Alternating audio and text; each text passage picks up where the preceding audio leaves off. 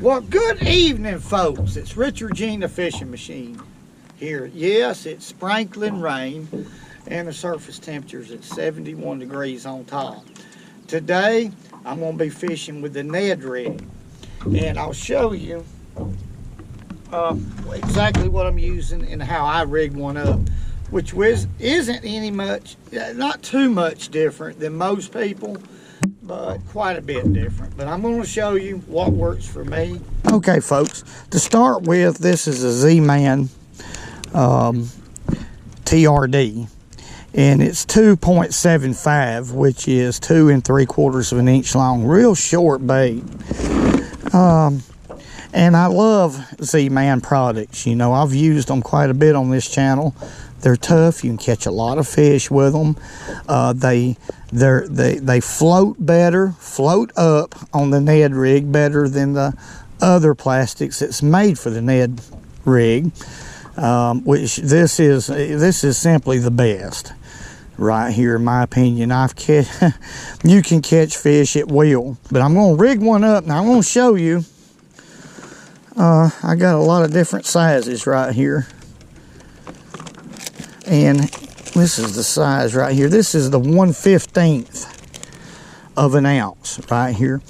Now, if you notice, I have dental floss wrapped around it just like I do a crappie jig, and there's a reason for that, or I have a good reason for it. I'm more comfortable with it that way than the little steel piece that comes out with the 90 bent out. I'm just a lot more comfortable with it that way. So I've removed that little metal piece, and I've wrapped dental floss around the shank of the hook.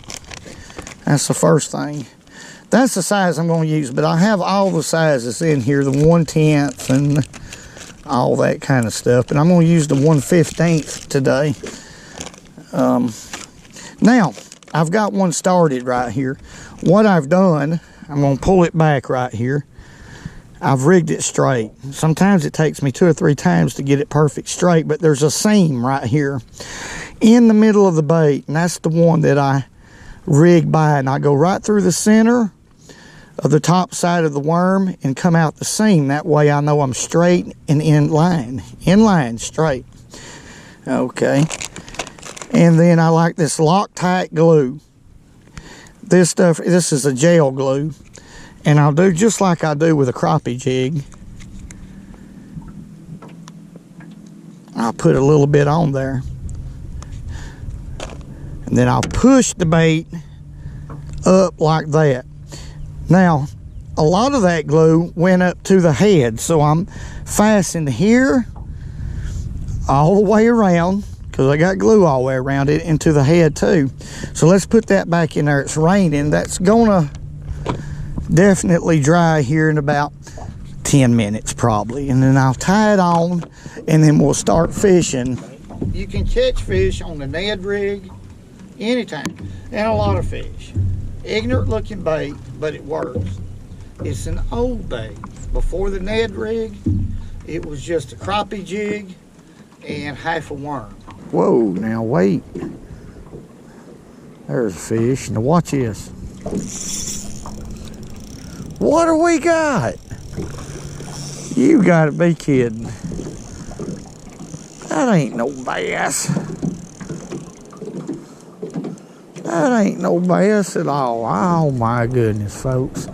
I apologize. I'm trying to demonstrate this doggone little bait. And I catch the odd old fish. Look at this. That thing ain't even fighting now. There he goes. I figured he would. Them's fighting fish. It's old buffalo. Let me loosen my drag off a little bit. I don't want to lose a good bait account of him. Doggone it. Well, there's one thing about it, and this is fact. He's fighting as hard as a bass. In a way. Look at him.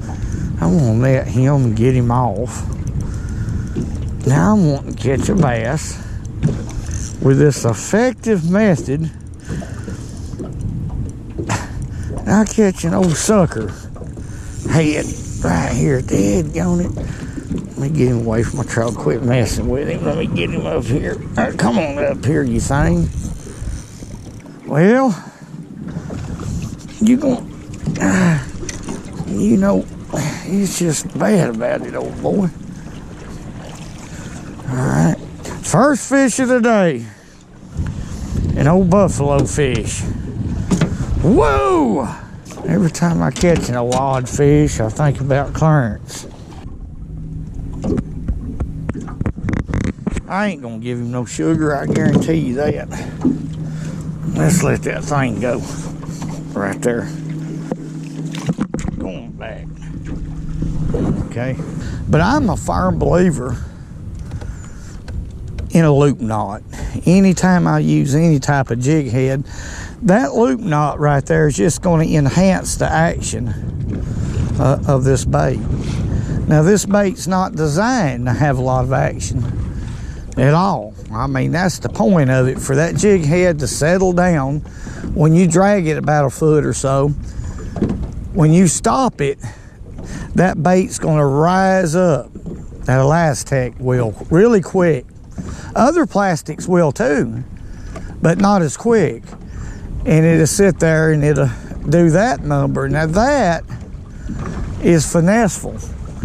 But today ain't really the right day to do this. There's a lot of things I could be doing and probably catching some bigger fish, but I just wanted to fish with this bait right here. Let's make another cast right there. That's probably close enough. That pilaster right there that y'all see that's visible, right up under it, there's probably another one. But it's probably 10 by 10, or it could be 12 by 12, like a poured pad, but deep, real thick, poured thick to support the weight of that. Look up there. There's a nest up there. I don't know what that is. That could be an eagle or one of them other hickeys. Let's see if we can catch a fish. There's one. Right by that pilaster right there. Come on back here. Hope y'all can hear me. That's a pretty good spot. Yeah. That pilaster, well, I'll tell you right here in a minute. Let's get this little fish in. But notice the hook set, folks, just real. You'll catch mite near everything that bites like that. If you set the hook with these doggone Z-Man deals here, you're gonna rip their mouth, they're gonna come up and jump. You're gonna lose a lot of fish. You're gonna catch some, but you're gonna lose a lot of unnecessary fish because of that. That's a pretty good spotted bass. I'm not gonna gripe because it has been windy. Boat control's been my problem with this thunderstorm coming up. But he eat that peanut butter and jelly deal there. There we go. He was right by the quit pilaster right there. He'd been caught before. A lot of fishing pressure on our lakes right now, but that's a pretty nice little spotted bass. Let's let him go. Go on back. But that fish right there, all I done was just drag it about a foot, stop it. Let that bait rise up like that. Leave it there a few seconds. Drag it. Few seconds. 5, 6 seconds, it don't matter. It's doing its job right now. It's waving like this. Come on and bite me. Let's try another one right there. Make sure that drag is really light. There's one. Gotcha.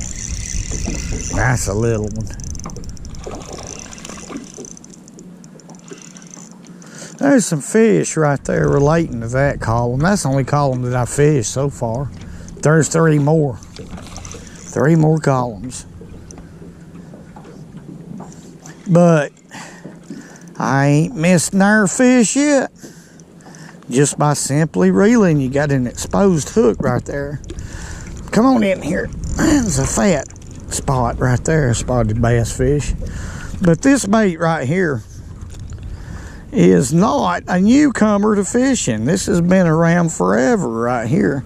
Not the Z-Man and not the head. Now used to, we'd just take a, let's let him go, part of a plastic worm, just about any, and cut it about 4 inches and rig it up on a crappie jig head and slide it across the bottom and catch them. I mean, years and years and years ago. But this head right here encourages, by this wanting to float up, encourages it to stand up like that, folks, and do that number. So this is a lot better bait. And I tell you this, you can catch a ton of fish on this bait right here. Another good bait to use is a Zoom critter crawl. That bait will stand up on this head, straight up. You can use the whole bait. I believe a Zoom critter crawl is 4 inches, but you can cut ½ inch or so off of the bait. If you want to shorten it up to make it a really, really finesseful presentation, then you can do that. Now this one is 2 3/4 inches long, 2 3/4, quarter less than 3 inches. So it's tiny little bait. There's one. See, he hooked himself.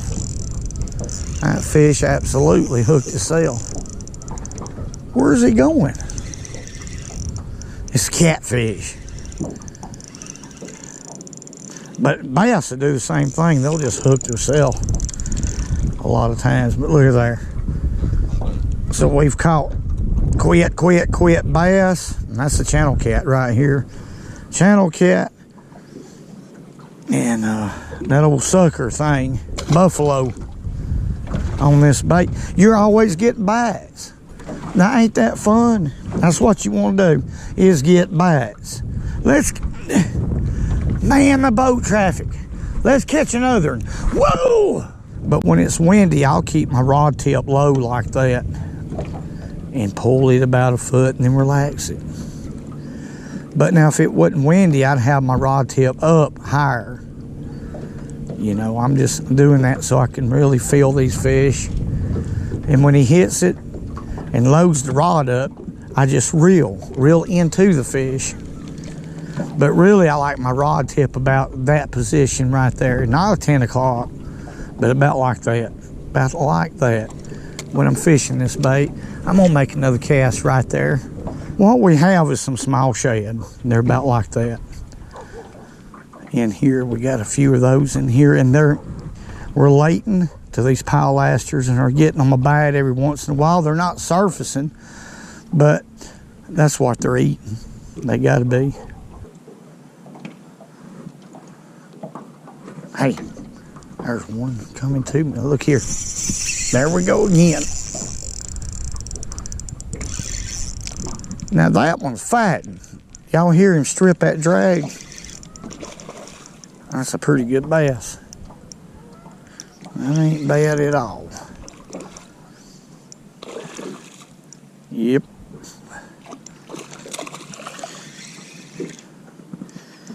This is a super great smallmouth and spotted bass bait. I guarantee you. Largemouth too. In the winter time, this bait right here works exceptionally well, especially in clear water. Come on in here. I'll just lip you. He's long and slender. Fish there. But I tell you, spots are so powerful. Let's let him go. Go on back.